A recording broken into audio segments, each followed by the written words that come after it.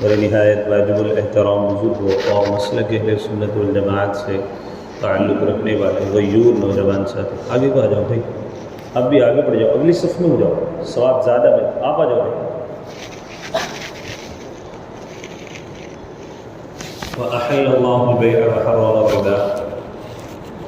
میں نے ایک آیت چھوٹی سی تلاوت کی جس میں اللہ تعالیٰ نے کہا کہ ہم نے خرید و فروخت کو حلال قرار دیا، وحرم الربا، اور ہم نے سود کو حرام قرار دیا۔ اس آیت میں اللہ تعالیٰ نے بے کو حلال قرار دیا، یعنی کہ بندہ تجارت کرتا ہے، لین دین کرتا ہے، کاروبار کرتا ہے، اس کو اللہ تعالیٰ نے حلال قرار دیا۔ وحرم الربا، سود کو اللہ تعالیٰ نے حرام قرار دیا۔ اللہ تعالیٰ نے تجارت میں بہت زیادہ فوائد رکھے ہیں۔ بعض حدیث کے مطابق جو بندہ تجارت کرتا ہے 70 گنا اس کو فائدہ حاصل ہوتا ہے۔ خود اللہ کے نبی حضرت جناب رسول اللہ صلی اللہ علیہ وسلم کی جب ہم زندگی دیکھتے ہیں تو حضور صلی اللہ علیہ وسلم کی 63 سالہ زندگی ہے۔ 40 سال کی زندگی حضور صلی اللہ علیہ وسلم کی وہ ہے کہ ابھی آپ کو نبوت نہیں ملی، لیکن رسول اللہ صلی اللہ علیہ وسلم نے 12 سال 2 ماہ کی عمر میں سب سے پہلا سفر تجارتی قافلے کے ساتھ اپنے چچا ابو طالب کے ساتھ ملک شام کا کیا۔ اللہ تعالیٰ نے قرآن کریم میں اس کو بیان بھی کیا۔ آپ علیہ السلام کی صرف 12 سال کی عمر تھی، 12 سال 2 ماہ کی عمر تھی۔ حضور صلی اللہ علیہ وسلم کے والد، والدہ اور آپ کے دادا کا انتقال ہو چکا تھا۔ آپ گھر میں چھوٹے تھے جب آپ کے چچا کاروبار کے لیے عرب سے نکل کر ملک شام جا رہے تھے، تو آپ کے چچا نے آپ کے چہرے پر غم کے آثار دیکھے کہ آپ بڑے مایوس ہیں کہ ایک چچا تھے اب وہ بھی تجارت کے لیے جا رہے ہیں، اس لیے کہ عرب کے یہاں پر کوئی کھیتی باڑی نہیں ہوتی تھی، آج بھی نہیں ہوتی ہے، تو اس زمانے میں وہ لوگ بڑے تاجر ہوا کرتے تھے اور پوری دنیا کے تاجر عرب سے ہو کر یورپ تک جایا کرتے تھے، بڑی بڑی دور تک عربیوں کی جو ہے تجارت ہوا کرتی تھی۔ اللہ تعالیٰ نے اسی وجہ سے ان کو کامیابی بھی دے رکھی۔ تو حضور صلی اللہ علیہ وسلم جب تجارت کے لیے روانہ ہوئے، بحیرہ راہب نامی ایک شخص ملک شام کے راستے میں آپ کے چچا کو ملا،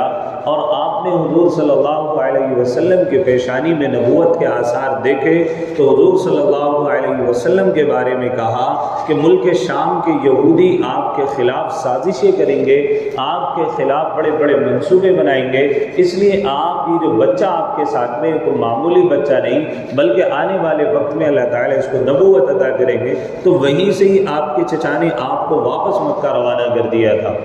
اس کے بعد حضور صلی اللہ علیہ وسلم نے تجارت کو نہیں چھوڑا تھا۔ حضور صلی اللہ علیہ وسلم کبھی بصرہ، کبھی یمن اور دوسرے علاقوں کے سفر کیا کرتے تھے۔ اللہ نے اس کو قرآن میں بھی بیان کیا، لِإِيلَافِ قُرَيْشٍ إِيلَافِهِمْ رِحْلَةَ الشِّتَاءِ وَالصَّيْفِ فَلْيَعْبُدُوا رَبَّ هَذَا الْبَيْتِ الَّذِي أَطْعَمَهُم مِّن جُوعٍ وَآمَنَهُم مِّن خَوْفٍ۔ رسول اللہ صلی اللہ علیہ وسلم کا تعلق قبیلہ قریش سے تھا، اس لیے اللہ تعالیٰ نے تمام کے تمام قبیلہ قریش کو مخاطب کرتے ہوئے کہا کہ اے قریش کی جماعت، ہم نے تمہیں سردی اور گرمی کا خوگر بنا دیا،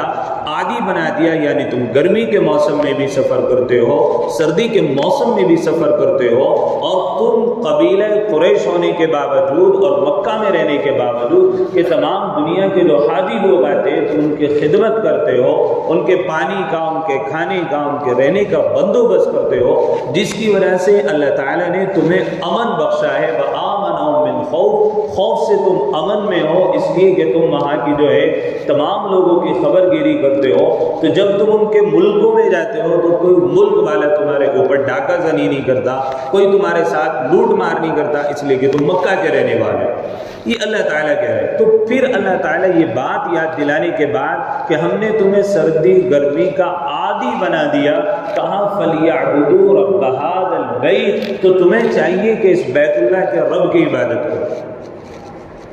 کیوں کرو؟ وَآمَنَهُم مِّن خَوْفٍ، بھوک سے بے پرواہ بھی کیا اور تمہیں خوف سے امن میں لا کر بھی کھڑا کر دیا۔ اس زمانے میں قافلے جاتے تھے تو لوگ ان کے اوپر ڈاکہ ڈال لیا کرتے تھے۔ تو حضور صلی اللہ علیہ وسلم کا پہلا سفر تجارت کی غرض سے 12 سال کی عمر میں ہو جاتا ہے، جبکہ آپ کی کفالت کرنے کے لیے صرف آپ کے چچا ہیں تجارت کے لیے۔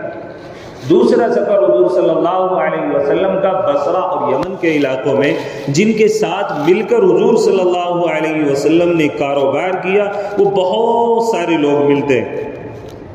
ان میں سے ہی ایک قبیلہ قریش کے تعلق رکھنے والے حضور صلی اللہ علیہ وسلم نے ایک یہودی کے ساتھ مل کر کے کاروبار کیا۔ جب حضور صلی اللہ علیہ وسلم نے کاروبار اس کے ساتھ میں مل کر کیا، اسی بندے نے حضور صلی اللہ علیہ وسلم کو لقب دیا کہ آپ سب سے زیادہ امین ہیں، امانت دار ہیں، خیانت نہیں کرتے۔ تو پہلا اصول تجارت کا کہ بندے کے اندر امانت داری ہو، بندے کے اندر دیانت داری ہو۔ دوسرا لقب حضور صلی اللہ علیہ وسلم کو جو تجارت میں لین دین کے تعلق سے ملا وہ ہے صداقت۔ حضور صلی اللہ علیہ وسلم جب بھی تجارت میں کسی کے ساتھ کاروبار کرتے تھے، جھوٹ نہیں بولتے تھے، صاف صاف واضح طور پر حضور کو جو بات کرنی ہوتی تھی وہ حضور صلی اللہ علیہ وسلم سیدھی سچی صاف ستھری بات کرتے۔ اللہ نے قرآن کریم میں بھی کہا، یا ایھا الذین آمنوا اتقوا اللہ وقولوا قولا سدیدا، ایمان والو اللہ سے ڈرو اور سیدھی سچی بات کرو، صاف ستھری بات کرو، لاگ لپیٹ کوئی نہیں، دکھاوا کوئی نہیں، ہیرا پھیری کوئی نہیں، زبان درازی کوئی نہیں۔ یصلح لکم اعمالکم، صاف ستھری بات کرو گے تو ہم تمہارے کاموں کی اصلاح کر دیں گے، ویغفر لکم ذنوبکم، تمہارے گناہوں کو بھی بخش دیں گے۔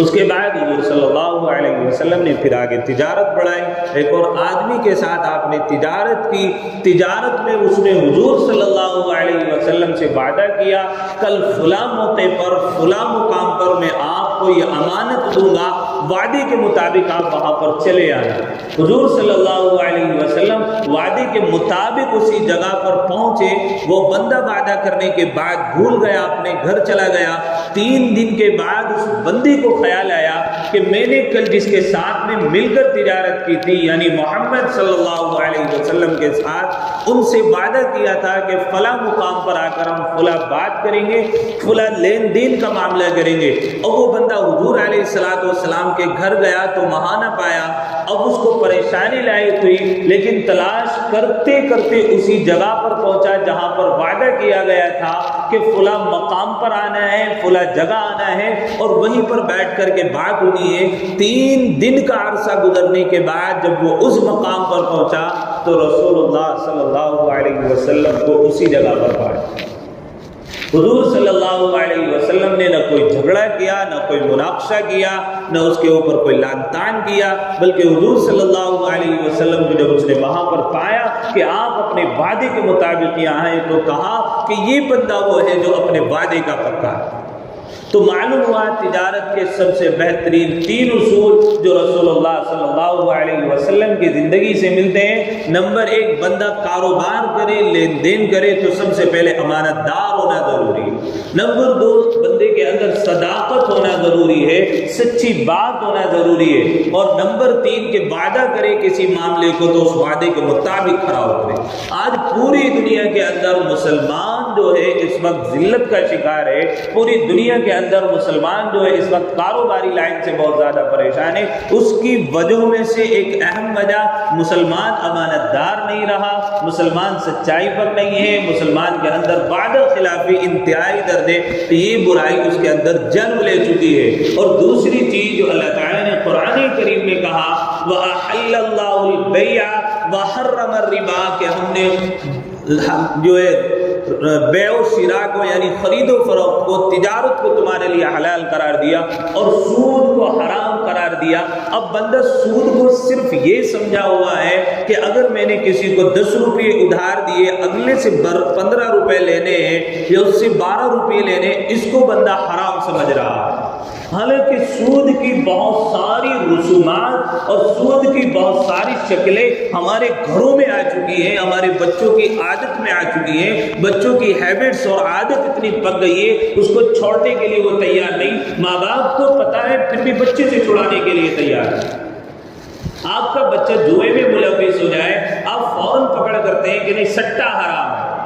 اور آج کل تو سٹا بھی کوئی مسلمانوں کے یہاں ایسی چیز ہو گیا، بس پیسہ بچہ لائے، کہاں سے لا رہا ہے، کیسے لا رہا ہے، کوئی خبر گیری نہیں، بس پیسہ آنا چاہیے۔ بہت ساری ناجائز خرافات زبان پر تو ہمارے کہ جی یہ جائز اور وہ جائز، یہ ناجائز، یہ خرابیاں، لیکن ہم اپنے کاروبار کے لین دین کو دیکھیں، اپنی تجارت کے لین دین کو دیکھیں کہ کہیں ہم دھوکہ دے کر کسی کو مال فروخت کر رہے ہیں، وہ بھی تو آپ کا حرام ہو جاتا ہے جب آپ دھوکہ دیتے ہیں۔ آپ جھوٹ بول کر کے سودا بیچتے ہیں، وہ بھی آپ کا جو ہے حرام ہو جاتا ہے۔ آپ لوگوں کی امانت میں خیانت کر کے، لوگوں کا مال روک کر کے، لوگوں کا مال ہڑپ کر کے آپ جو تجارت آگے بڑھا رہے ہیں وہ بھی آپ کے اوپر حرام ہے۔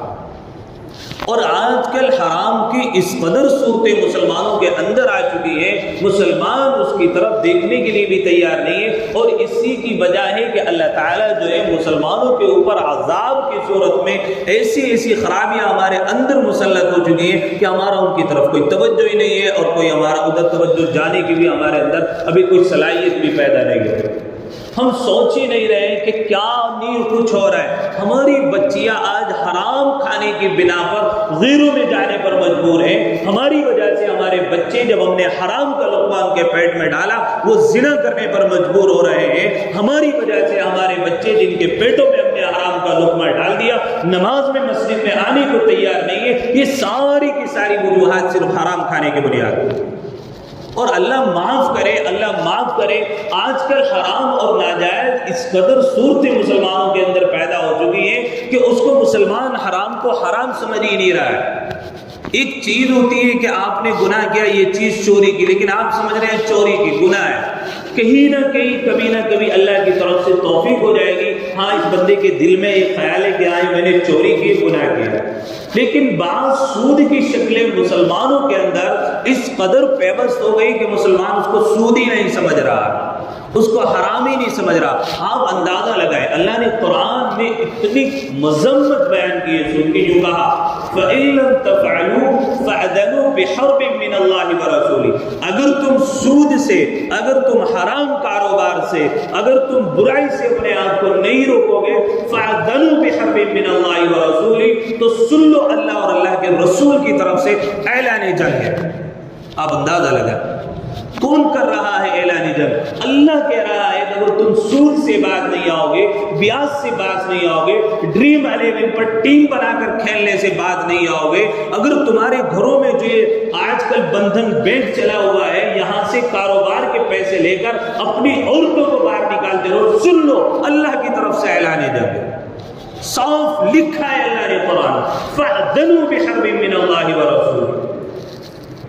اللہ کے رسول سے کوئی اعلان جنگ کر سکتا ہے کہ اللہ کا مقابلے کوئی طاقت کوئی نہیں کر سکتا۔ اللہ کا عذاب ہمارے اوپر مسلط ہو رہا ہے، ہماری بیٹیاں گھروں میں شادیوں کے بغیر بیٹھی ہوئی ہیں، اچھے نکاح نہیں ہے، اچھے لوگوں کے پاس کاروبار نہیں ہے، اچھے طریقے سے نکاح ہم نہیں کر رہے ہیں، اور ہم ساری کی ساری خرافات کر رہے ہیں، اور پھر یوں سوچ رہے ہیں کہ اللہ سے دعا کر دیں حالات بدلنے، بالکل نہیں بدلنے والے۔ اور تو اور مسلمانوں کے اندر انتہائی بے غیرتی اس قدر آ چکی ہے کہ اگر حرام مال میں خود ملوث ہے، نیک لوگوں کو بھی اس میں ملوث کرنے کی کوشش کر رہا ہے۔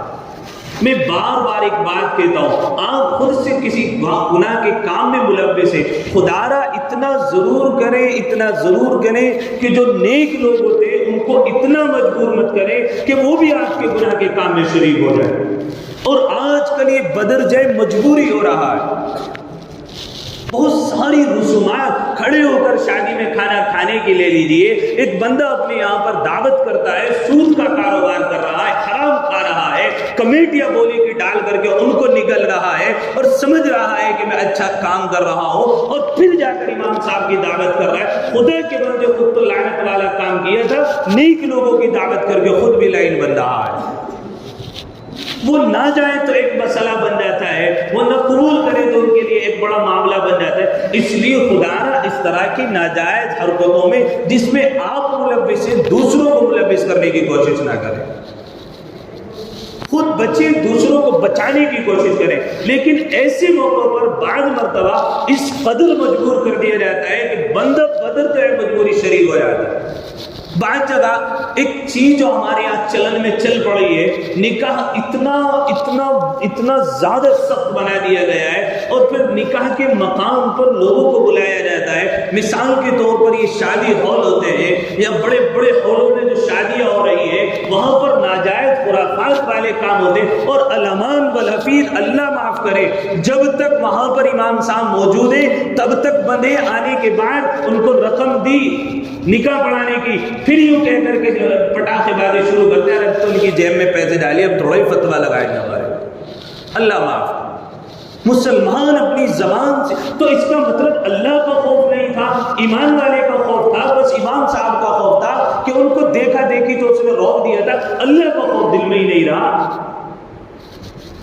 امام صاحب موجود ہیں تو آپ گناہ کا کام چھوڑیں گے، اللہ والا موجود ہے تو آپ گناہ کا کام چھوڑ دیں گے، داڑھی والا تمہارے سامنے غلط کام ہوتے ہوئے دیکھ رہا ہے، اس کی شرمائیں چھوڑ دیں۔ اللہ کا خوف ہی دل کے اندر نہیں رہا کہ اللہ نے کہا کہ اعلان جنگ ہے ایسے لوگوں کے لیے۔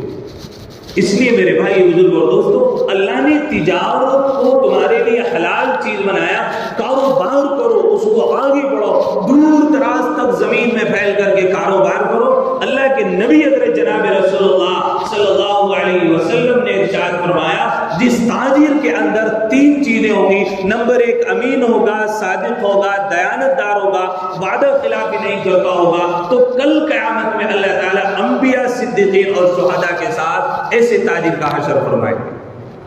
کتنی بڑی فضیلت ہے تاجر کے لیے، لیکن شرط یہ کہ بندہ تجارت جو ہے اسلامی اصول کے مطابق کرے، حلال اور حرام کی تمیز کرتے ہوئے کاروبار کرے، تو پھر دیکھو اللہ تبارک و تعالیٰ کتنی برکتیں بھی کرتے ہیں اور کتنا اللہ تعالیٰ آپ کے کاروبار کو بھی بڑھاتے ہیں۔ اس لیے میں نے چند باتوں کی طرف اشارہ کیا ہے کہ خدارا اپنے آپ کو سود بیاج سے، پب جی گیم میں پیسے لگانے سے، ڈریم 11 پر ٹیم بنا کر کے کھیلنے سے، اور دیگر جو بہت ساری چیزیں آج کل موبائل کے ذریعے چل رہی ہے، وہ بھی بیاج ہے، وہ بھی سود ہے، لوٹری لگانے کے لیے جو آج کل موبائل پر چل رہا ہے، یہ سب ناجائز حرام ہے۔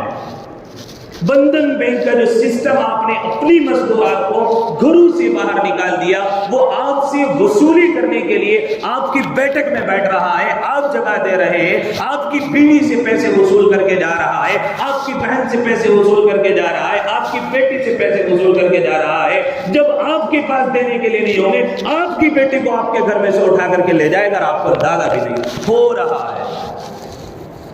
کتنی بچیاں مسلمانوں کی غیر ہو، آپ نے وجہ تلاش کی ہے کہ کیا وجوہات ہیں۔ جب آپ کے گھر میں بیٹھک میں غیر مسلم آ کر کے بیٹھ گیا اور پیسے کے لین دین کے معاملے میں آ کر کے بیٹھ گیا، جب نہیں ہوگا دینے کے لیے تو جسم کا سودا بھی کر سکتی ہے اور اس کے ساتھ میں جانے پر مجبور بھی کر سکتی ہے، اور اس مجبوری پر لانے کے لیے آپ ذمہ دار ہیں۔